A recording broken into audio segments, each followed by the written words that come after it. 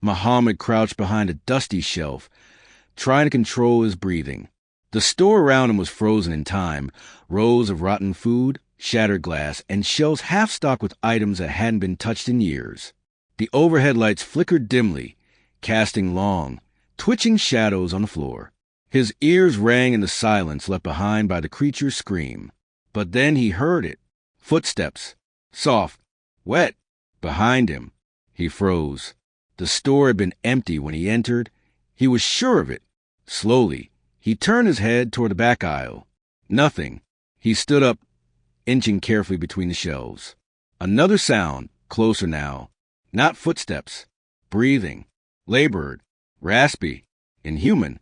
Mohamed gritted his teeth, eyes scanning the darkness. He crept toward the rear door, pushing it open slowly. It led to a stockroom, pitch black inside. He reached for his phone, switching on the flashlight. The weak beam cut through the dark. Boxes, a broken mop bucket, a metal door at the far end, and something else. In the corner, movement. A figure was crouched there, swaying. A woman? Her back was turned to him, her body twitching unnaturally, head tilted to one side as if listening. "Hey!" Mohamed whispered, against his better judgment. The woman snapped upright, her neck twisted sharply, bones cracking. She turned slowly, revealing a face without eyes, just torn skin stretched over sockets, and a mouth sewn shut with black wire. Mohamed stumbled back in horror. The creature let out a muffled scream, ripping the wires from his mouth as blood gushed down its chin. It began to move toward him. Fast. He turned and ran, slamming through the stockroom door and bolting out the front of the store. The fog outside was thicker than before, swirling like smoke with each step he took. He didn't stop running until the store disappeared behind him. Whatever this place was, it was changing, watching him, following him. Mohamed slowed his pace, gasping for breath as he leaned against the rusted hood of a decaying car. The cold air stung his lungs, but the fear inside him burned hotter than ever. The fog pulsed again like it was breathing. The silence was overwhelming, and for a few minutes he heard nothing but his own heartbeat. Then, woo-woo. The sound came from deep within the town, a long, low siren that cut through the silence like a blade. It wasn't just loud. It was felt, like it came from beneath the earth, vibrating in his bones. Mohamed covered his ears, but it didn't help. The buildings around him began to shift again, brick turning to rusted metal, windows warping into twisted shapes. The ground beneath his feet cracked and buckled. The world was transforming. Again, he stumbled back as ash rained from the sky, falling in slow, drifting flakes. The air grew hotter. The fog thickened into something nearly solid, black and oily, curling around him. The siren continued to scream, then stopped. Silence. Deafening, heavy silence. And from that silence came new sounds, the dragging of chains, the clatter of metal boots, the wet squelch of something crawling across the street. He crouched behind the car, heart pounding. Across the street, something massive walked through the fog, part man, part nightmare. Its head was a giant metal pyramid, its arms thick with muscle, dragging a massive blood-stained blade behind it. Sparks flew as the blade scraped the asphalt.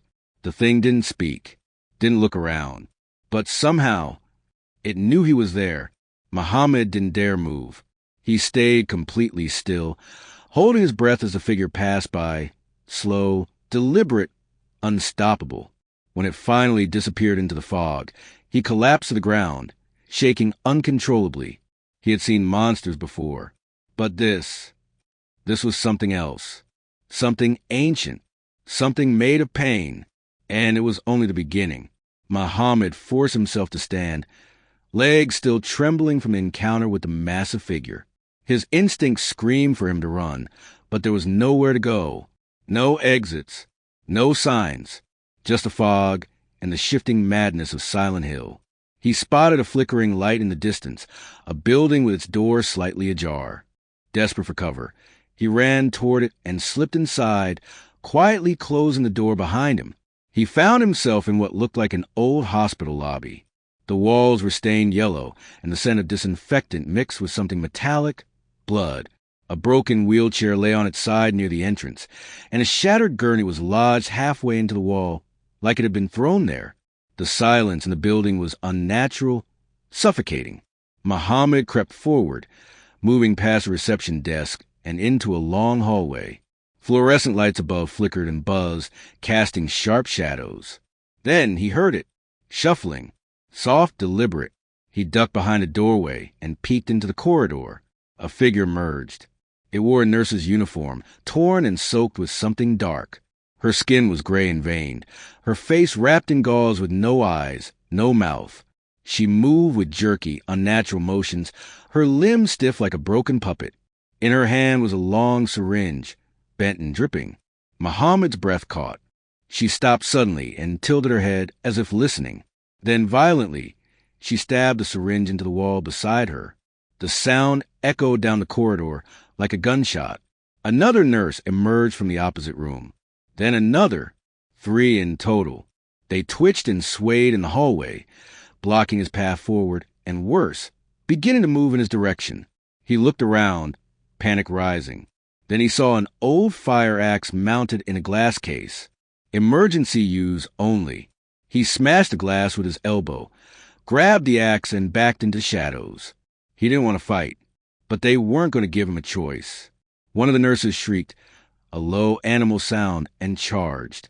He swung the axe, screaming, and metal met flesh. It took everything he had to bring her down. But when he looked up, the others were already closing in, and for the first time, he realized survival in Silent Hill wasn't just about escape. It was about fighting back. Mohamed leaned against the blood-stained wall, panting.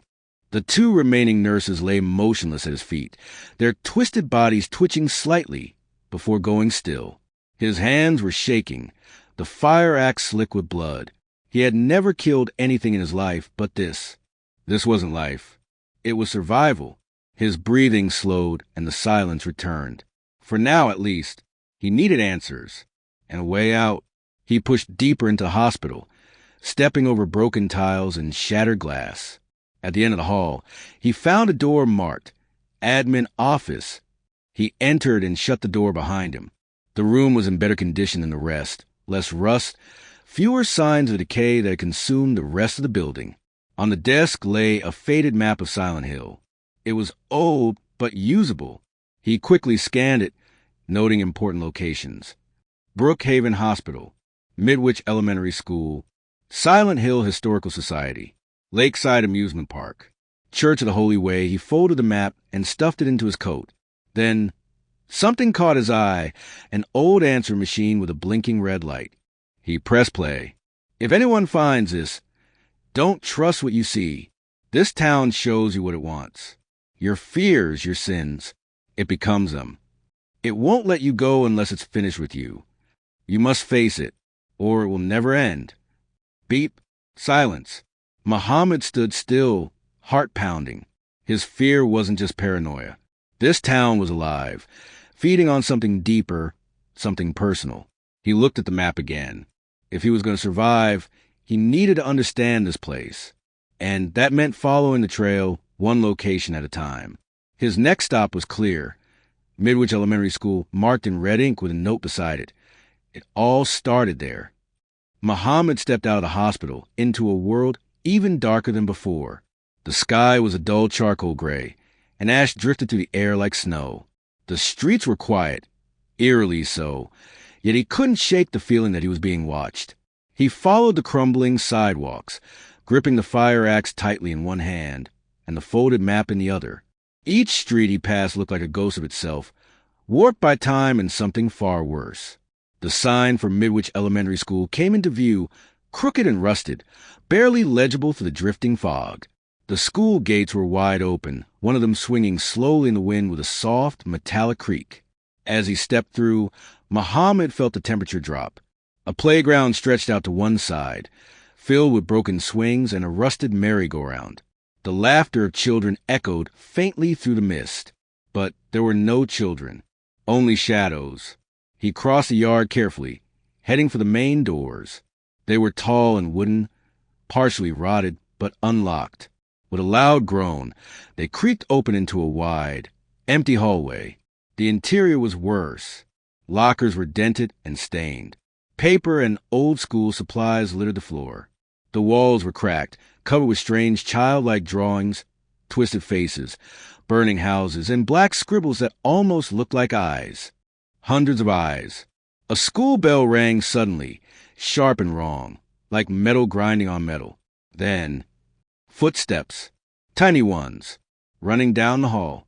He turned quickly, raising the axe. Nothing. Then a giggle, high-pitched, mocking. Mohamed gritted his teeth and moved forward, checking each classroom as he passed. Most were empty. One held only a single desk. Another had chains stretched across the ceiling, with blood dripping from above. A photograph lay on the floor beneath the chalkboard. He picked it up. It showed a classroom full of children, but their faces were scratched out, all except one, a little girl in a white dress, standing in the back with her head tilted. His blood ran cold. It was the same girl he saw on the road before the crash. Before he could react, all the classroom doors slammed shut behind him. Then the lights went out, and in the dark, a soft voice whispered, "You shouldn't have come here.